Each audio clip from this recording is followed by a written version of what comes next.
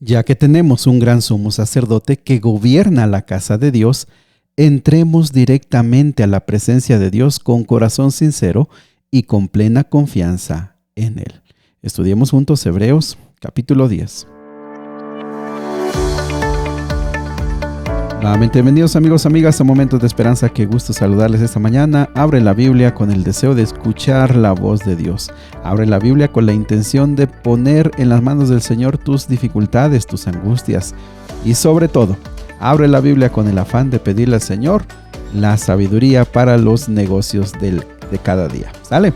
Muy bien, pues vamos al capítulo de hoy. El capítulo de hoy sigue avanzando con este mensaje tan interesante, tan valioso, de Jesús como nuestro intercesor. Versículo número 1, Nueva Traducción Viviente, dice: el sistema antiguo bajo la ley de Moisés era solo una sombra, un tenue anticipo de las cosas buenas por venir, no las cosas buenas en sí mismas. Bajo aquel sistema se repetían los sacrificios una y otra vez, año tras año, pero nunca pudieron limpiar por completo a quienes venían a adorar.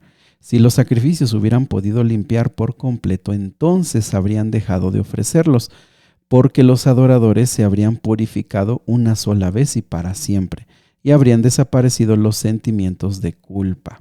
Fíjense, esto es lo que hemos venido estudiando y nos ha quedado claro que el sistema ceremonial de los ritos de las ofrendas de los animales, pues era como temporal y era en vísperas, o más bien como esperando el sacrificio verdadero que sería de Cristo Jesús, sería del Mesías. Y por eso dicen, no se borraba el pecado y estaba allí el sentimiento de culpa. Eso queda claro, eso lo está dejando claro para que no quede ninguna duda en la mente de los oyentes. También viene otro asunto muy interesante, dice versículo 3, pero en realidad esos sacrificios les recordaban sus pecados año tras año, pues no es posible que la sangre de los toros y las cabras quiten los pecados. Por eso cuando Cristo vino al mundo les dijo, fíjense, ahora va a presentar cómo la venida del Mesías, la muerte del Mesías, y en este caso Jesús, como ya estaba anunciado, y una forma muy interesante. Esto viene de Salmos capítulo 40, versículos 6 al 8. No quisiste sacrificio de animales ni ofrendas por el pecado, pero me has dado un cuerpo para ofrecer. No te agradaron las ofrendas quemadas, ni otras ofrendas por el pecado. Luego dije, aquí estoy, oh Dios, he venido a hacer tu voluntad, como está escrito acerca de mí en las Escrituras. Y del versículo 8 al versículo número 10 explica, fíjate cómo explica este versículo. Dice, Cristo dijo, no quisiste las ofrendas ni sacrificios, no la aceptaste, ahora no te agradaron esas ofrendas. Ahora, ¿por qué dice que Dios no se agradó en estas ofrendas si Él mismo las mandó?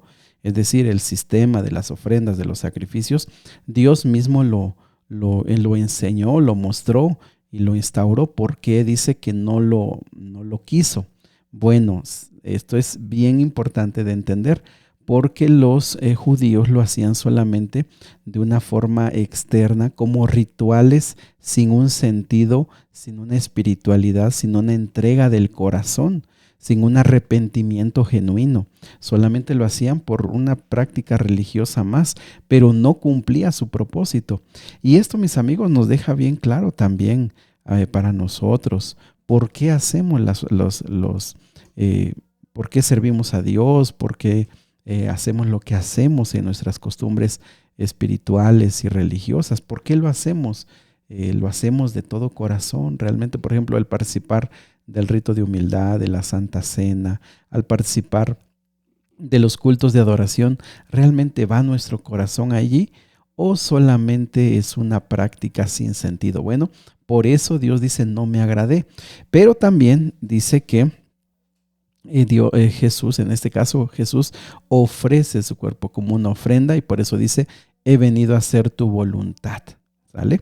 También el versículo número 12 dice, pero nuestro sumo sacerdote se ofreció a sí mismo a Dios como un solo sacrificio por los pecados, válido para siempre. Luego se sentó en el lugar de honor a la derecha de Dios. Y aquí nos ha quedado claro esa parte. Jesús es la verdadera ofrenda.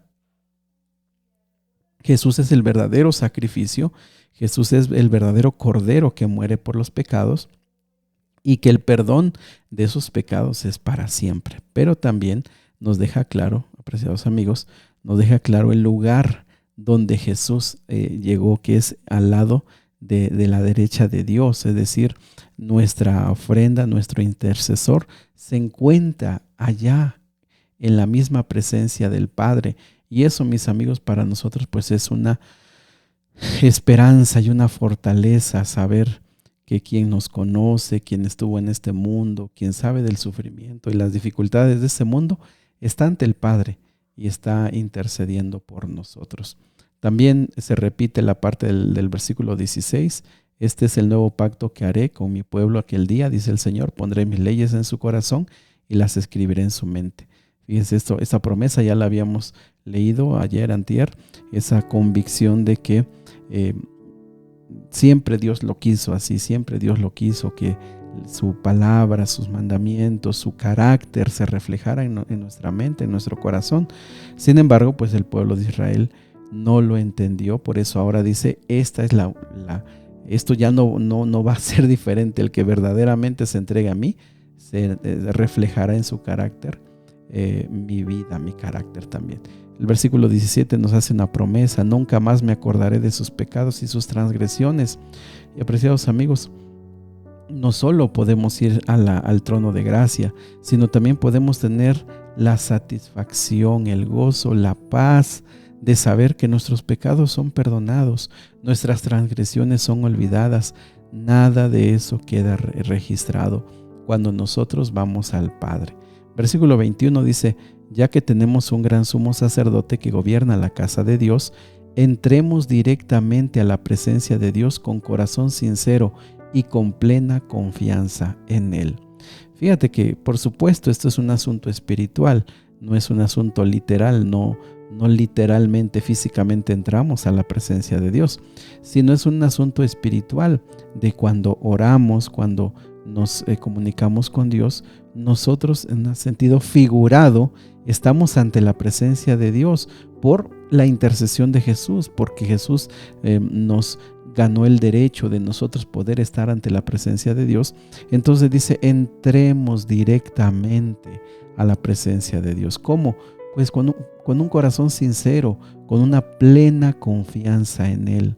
Apreciados amigos, el que está allí sentado es Cristo Jesús, quien nos conoce, quien vino a morir por nosotros, quien con compasión nos busca, quien cargó nuestro sufrimiento, cargó nuestros pecados, quien nos da el perdón y la reconciliación. Apreciados amigos, cuán bendecidos somos, cuánta paz, cuánto gozo podemos tener en Cristo y nos podemos aferrar a Él. El versículo 23 dice: mantengámonos firmes sin titubear en la esperanza que afirmamos, porque se puede confiar en que Dios cumplirá su promesa. Fíjense, miren, aférrate a la promesa, aférrate a la esperanza. Él va a cumplir. Él no es un hombre para que cambie de opinión. Él no es un hombre para que fracase en cumplir sus promesas. Él ha prometido el perdón, la gracia, la salvación. Él ha prometido darnos paz, esperanza. Aferrémonos a eso, mis amigos. Aferrémonos a eso y Dios cumple su promesa de hacerlo una realidad en nuestra vida. Versículo 26.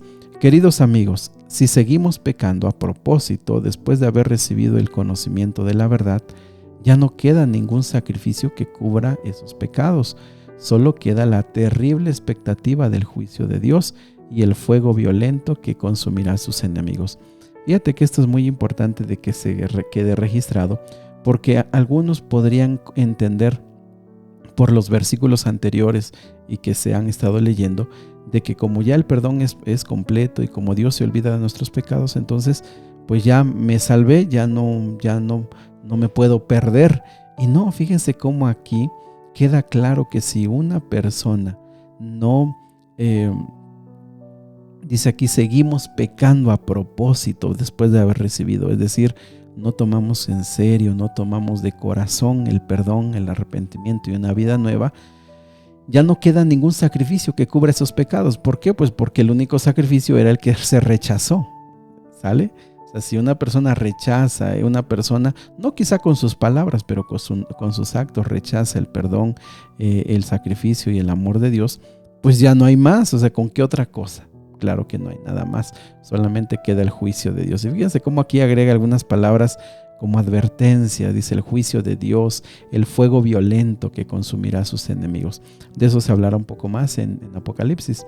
Versículo 28, piensen pues cuánto mayor será el castigo para quienes han pisoteado al Hijo de Dios y han considerado la sangre del pacto, la cual nos hizo santos, como si fuera algo vulgar e inmundo, y han insultado y despreciado al Espíritu Santo que nos trae la misericordia de Dios.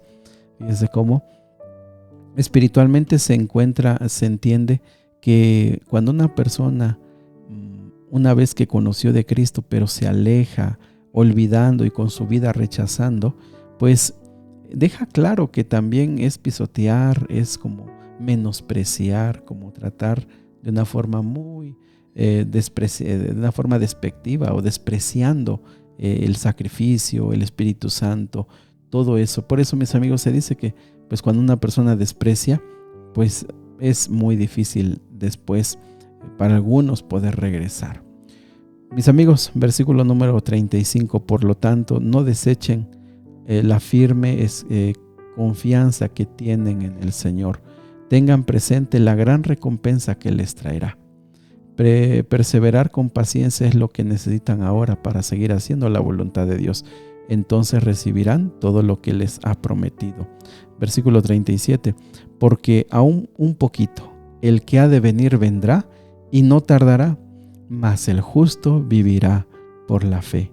Y si retrocediere, no agradará a mi alma. Mis amigos, esta siempre ha sido la promesa de los cristianos. Esta siempre ha sido la promesa para los hijos de Dios.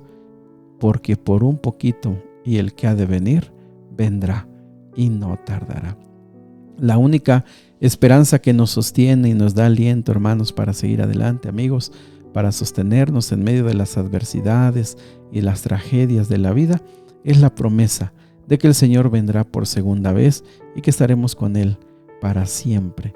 Así que te invito, te animo en el nombre del Señor para que te puedas aferrar a esa promesa, a esa esperanza. ¿Por qué? Porque Él vendrá y no fallará. Querido Padre Celestial, gracias por todas las promesas que tú nos haces.